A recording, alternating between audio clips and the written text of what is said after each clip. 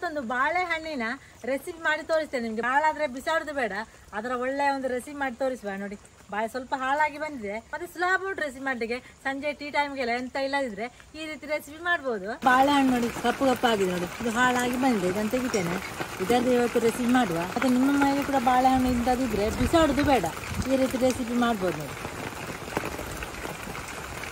Into ಬಾಳೆಕಾಯಿ ಅಂತ ತಗೊಂಡಿದ್ದೇನೆ, ಜಾಸ್ತಿ ಕೂಡ ತಗೊಳ್ಬೋದು, ಜಾಸ್ತಿ ತಿಂಡಿ ಮಾಡುದಿದ್ರೆ. ಅರ್ಧ ಹೋಳು ತೆಂಗಿನ ತುರಿ ಉಂಟು ನೋಡಿ, ಇಷ್ಟುಂಟು.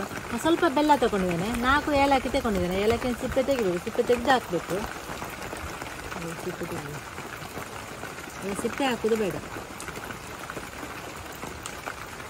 ನೋಡಿ, ಸಿಪ್ಪೆ ತೆಗೆದು ಇದಕ್ಕೆ ಹಾಕುವ. ಜೋರು ಮಳೆ ಕೂಡ ಬರ್ತಾ ಉಂಟು ನೋಡಿ, ಅಲ್ಲಿ ಜೋರು ಮಳೆ ಬರುವಾಗ ಒಳ್ಳೆ ಒಂದು ತಿಂಡಿ ಮಾಡುವ ಅಂತ.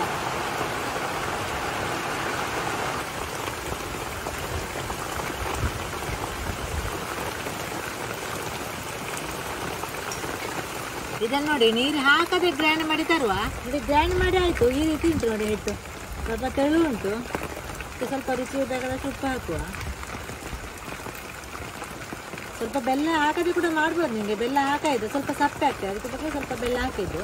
ಇದು ನೋಡಿ, ಕಪ್ಪು ಎಳ್ಳು ಸ್ವಲ್ಪ ಹಾಕ್ತೇನೆ, ಮತ್ತೆ ನೀರು ಎಳ್ಳು ಕೂಡ ಬರ್ತದೆ, ಅದು ಕೂಡ ಹಾಕ್ಬಹುದು. ಇದು ರವ ನೋಡಿ, ಈ ರೀತಿ ರವ, ಬೇರೆ ರವ ಕೂಡ ಆಗ್ತದೆ. ಇದನ್ನು ನೋಡಿ ನಾನು ಪುಡಿ ಮಾಡಿ ತಂದದ್ದು ನೋಡಿ, ಮಿಕ್ಸಿಯಲ್ಲಾಗಿ ಪುಡಿ ಮಾಡಿದ್ದು ಈ ರೀತಿ ಆಗಿದೆ. ಇದೇ ರವನ್ನು ಪುಡಿ ಮಾಡಿದಾಗ ಹೀಗೆ ಆಯಿತು, ಈ ರೀತಿ ಉಂಟು. ಮತ್ತು ನಿಮಗೆ ಬೇರೆ ರವ ಕೂಡ ತಗೊಳ್ಬೋದು, ಈ ರೀತಿ ಪುಡಿ ಮಾಡಬೇಕು ಮಾತ್ರ. ಈ ರವದ ಪುಡಿಯನ್ನು ಸ್ವಲ್ಪ ಸ್ವಲ್ಪ ಹಾಕಿ ಮಿಕ್ಸ್ ಮಾಡುವ, ಜಾಸ್ತಿ ಒಮ್ಮೆಲೆ ಹಾಕಬೇಡ, ಜಾಸ್ತಿ ಗಟ್ಟಿ ಆಗ್ತದೆ. ಎಷ್ಟು ಬೇಕೋ ಅಷ್ಟು ನೋಡ್ಕೊಂಡು ಹಾಕಿ ಮಿಕ್ಸ್ ಮಾಡಿದರೆ ಆಯಿತು. ಇನ್ನು ಕೂಡ ಸ್ವಲ್ಪ ನೀರುಂಟು ಹಿಟ್ಟು, ಅದಕ್ಕೆ ಸ್ವಲ್ಪ ರವ ಹಾಕುವ. ನೀರಾದರೆ ಸ್ವಲ್ಪ ಸ್ವಲ್ಪ ಹಾಕಿ ಮಿಕ್ಸ್ ಮಾಡಿದರೆ ಆಯಿತು ರವದ ಹುಡಿಯನ್ನು.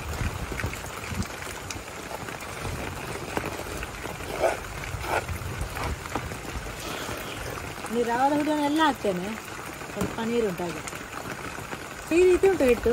ರವ ನೆನೆದ ನಂತರ ಸ್ವಲ್ಪ ಗಟ್ಟಿ ಆಗ್ತದೆ ನೋಡಿ. ಒಂದು ಕಬ್ಬಿಣದ ಕಾವಲಿಯನ್ನು ಇಡ್ತೇನೆ, ಇದು ಬಿಸಿಯಾಗಿ ಸ್ವಲ್ಪ ಟೈಮ್ ಉಂಟು ಅಂತ ಅಂದರೆ ದಪ್ಪ ಉಂಟಲ್ಲ. ಸ್ವಲ್ಪ ತೆಂಗಿನೆಣ್ಣೆ ಹಾಕುವ, ಮತ್ತು ನಿಮಗೆ ಬೇರೆ ಕುಕ್ಕಿಂಗ್ ಮೇಲೆ ಯಾವುದು ಕೂಡ ಹಾಕ್ಬೋದು. ಈಗ ಎಣ್ಣೆ ಬಿಸಿ ಆಯಿತು, ಸ್ವಲ್ಪ ಉಪ್ಪು ಹಿಟ್ಟನ್ನು ಹಾಕಿದೆ, ಸ್ವಲ್ಪ ಗಟ್ಟಿಯಾಗಿದೆ ನೋಡಿ ಹಿಟ್ಟು. ಈ ರೀತಿ ಹಾಕಿದೆ ಆಯಿತು.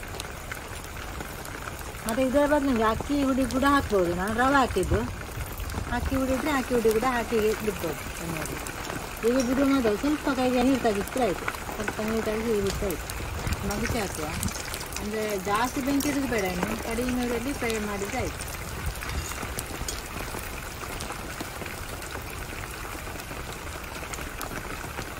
ಅದು 3 ನಿಮಿಷ ಫ್ರೈ ಆಯಿತು, ಸಾಕಿದು ತೆಗಿವ.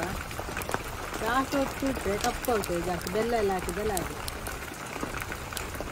ಒಂದು ಟಿಶ್ಯೂ ಪೇಪರ್ಗೆ ಹಾಕುವ, ಜಾಸ್ತಿ ಎಣ್ಣೆ ಇದ್ದದೆಲ್ಲ ಹೋಗ್ತದೆ. ಬಾಳೆಹಣ್ಣಿನ ಸ್ನ್ಯಾಕ್ಸ್ ಎಲ್ಲ ರೆಡಿ ಆಯಿತು, ಸ್ವಲ್ಪ ತಿಂದು ಕೂಡ ಆಯಿತು.